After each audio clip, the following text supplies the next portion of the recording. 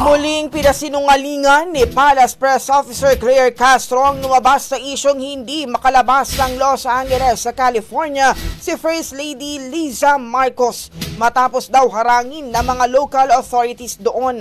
Sa press briefing sa Malacanang, tahasang sinabi ni Atty. Claire Castro na isa itong demolition job. Siya raw mismo ay makakapagpatunay na nasa bansa ang unang ginang dahil nakasama niya ito sa meeting.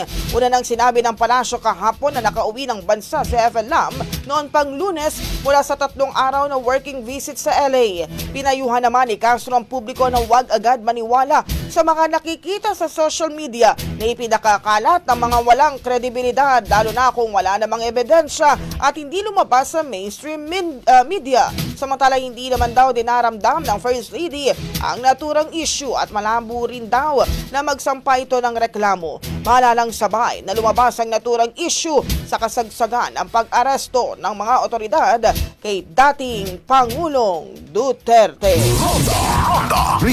Ang bahaging ito ay hatid sa atin ng Power Cell Soya Coffee. Masarap araw-arawin.